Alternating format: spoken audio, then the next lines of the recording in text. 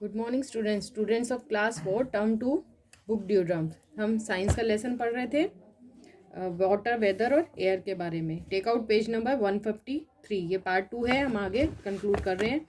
The sun causes humidity. तो sun की वजह से ह्यूमिडिटी कैसे होती है, मॉइस्चर कैसे होता है। The sun heats up the water on the earth and changes it into water vapour. तो सन की गर्मी से पानी गर्म हो जाता है, जिसकी वजह से वो वाटर वेपर में चेंज हो जाता है। The amount of water vapour present in the air is called humidity. तो जो वाटर वेपर का अमाउंट होता है एयर में, उसी को हम ह्यूमिडिटी कहते हैं। So the sun causes humidity. इसी तरह सन की वजह से ह्यूमिडिटी होती है एयर में। When it is hot you sweat a lot. जब गर्मी होती है तो हमें पसीना बहुत आता है। You sweat, your sweat evaporates and you feel cool. और जब पसीना सूखता है तो हमें ठंडक महसूस होती है। When air is humid there is too much water already in the air. लेकिन जब ह्यूमिडिटी होती है तो हवा में ऑलरेडी बहुत सारा वाटर प्रेजेंट होता है। You sweat does not, your sweat does not evaporate. और उस दौरान हमारे जो पसीना होता है वो सूख नहीं पाता, जैसे बारिश के दिनों में चिपचिपापन होता है। Then you feel sticky and uncomfortable. और हमें चिपचिपापन, अनकम्फर्टेबल फील होता है। Now air. Air is a mixture of many gases. Air जो है बहुत सारी गैसेस से मिलकर बना हुआ है। It contains nitrogen, oxygen, carbon dioxide, water vapour and dust particles. The blanket of air around the earth is called atmosphere. तो जो एयर के चारों तरफ जो ब्लैंकेट है एयर का, अर्थ के चारों तरफ, उसके हम एटमॉस्फेयर कहते हैं। When air moves it is called wind and a strong wind is called a gale. तो जब हवा चलती है तो हमें विंड बोलते हैं, और जब बहुत तेज़ हवाएं चलती हैं उसे हम गेल बोलते हैं। Wind that blows gently and lightly is called breeze. तो जो हल्की और अच्छी हवाएं चलती है उसे हम ब्रीज कहते हैं। A very strong wind is called storm. और जब तेज हवाएं आती है तो उसके स्टॉर्म कहते हैं, जैसे आंधी आ जाती है। When storm occurs with lightning and thunder. तो जब तेज हवाएं, लाइटनिंग, बिजली चमकती है, और थंडर होता है, it is called thunder storm, और उसे हम थंडर स्टॉर्म कहते हैं। Wind also decides the weather of a place. Wind की वजह से भी किसी जगह का वेदर पता लगाते हैं। Now activity, take 2 bowls, fill 1 with water and 1 with sand. एक बाउल में वाटर लेना है, एक में सैंड लेना है। Put the thermometer in each of the bowl to measure the temperature. और इन दोनों में थर्मामीटर से उसका टेम्परेचर लेना है। After measuring the temperature place the bowl in an open space where they get equal sunlight. और फिर उनको धूप में रख देना है। After 2 hours note the temperature again. और वापस हमें उसका टेम्परेचर नोट करना है। तो ये आपको यहाँ पर लिखना है ये सब करके।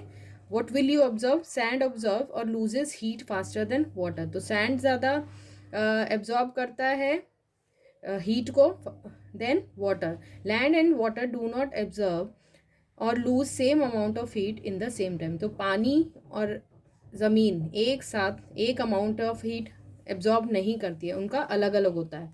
This difference is in the temperature of land and sea causes sea breeze और land breeze in the coastal areas. और इसी वजह से सी ब्रीज और लैंड ब्रीज होती है कोस्टल एरियाज में, जो सी के पास लैंड होते हैं उनमें।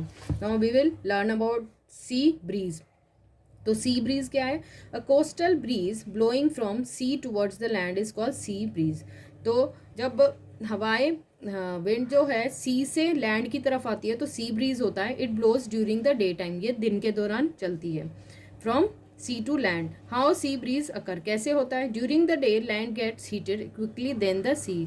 तो दिन के समय लैंड ज़्यादा जल्दी गर्म हो जाता है compare to sea. Air above the land becomes hot and lighter. तो फिर जब गर्म हो जाती है तो एयर हल्की और गर्म हो जाती है। इट राइजेज अप, ऊपर चली जाती है। And cool air from the sea rushes into take its place. और फिर जब गर्म हवा ऊपर चली जाती है तो नीचे से ठंडी हवा जो सी से लैंड की तरफ आती है उसकी जगह ले लेती है। Now land breeze. A coastal breeze blowing from the land towards the sea is called land breeze. तो कोस्टल ब्रीज जो हवाएं चलती है जो लैंड से सी की तरफ जाती है उन्हें लैंड ब्रीज कहते हैं। इट ब्लोज एट नाइट, ये रात को चलती हैं। हाउ लैंड ब्रीज अकर, कैसे होती हैं? The at night land cools down faster then the sea. तो रात के समय जो लैंड होता है वो ज़्यादा जल्दी ठंडा होता है compare to sea. The hot air above the sea rises up. अब जो गर्म हवा सी के ऊपर है वो ऊपर चली जाती है। And cool air from the land, जो लैंड की जो ठंडी हवा है, ब्लोज टूवर्ड्स द सी, सी की तरफ जाती है टू टेक इट्स प्लेस, उसकी जगह लेने के लिए। Now water. Most of earth surface is covered with water. तो हमारी अर्थ का लगभग 70% पार्ट है जो वो पानी से है। It is found in lakes, river, seas and oceans. तो ये सारा पानी जो है lakes, river, seas, oceans, ponds इनमें है। It is also found underground and even in air.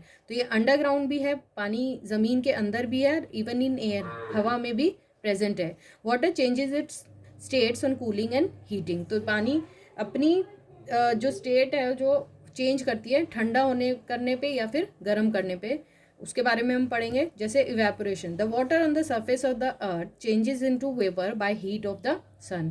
तो जब पानी अर्थ के ऊपर है जो सन की हीट से गर्म हो जाता है, वाटर वेपर में चेंज हो जाता है। This results in increase in the amount of water vapour in the atmosphere और increase in humidity.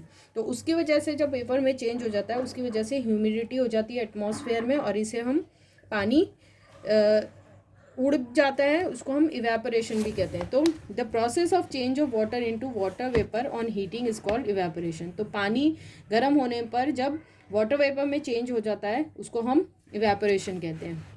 Evaporation of water takes place at a faster rate when. अब इवेपोरेशन ज़्यादा कब होता है? द वेदर इज़ विंडिंग, जब तेज़ हवाएं चलती है। द टेम्परेचर इज़ हाई, गर्मी बहुत ज़्यादा होती है। एयर इज़ ड्राई, हवा बहुत ड्राई होती है, सूखी सूखी होती है। The expose surface of water is large, तो जहाँ पर पानी भरा हुआ है वो सरफेस जो है वो ज़्यादा एक्सपोज हो रहा है सन को, उसकी वजह से इवेपोरेशन ज़्यादा हो रहा है। तो you have to read this activities by your self. Now MCQs, which of the following does not affect weather. तो वेदर किसकी वजह से अफेक्ट नहीं होता है? That is moon. When the air becomes hot it becomes lighter. तो जब air गर्म हो जाती है तो वो हल्की हो जाती है। नेक्स्ट पेज, सॉरी, ये हम नेक्स्ट क्लास में पढ़ेंगे part 3। Bye, have a nice day.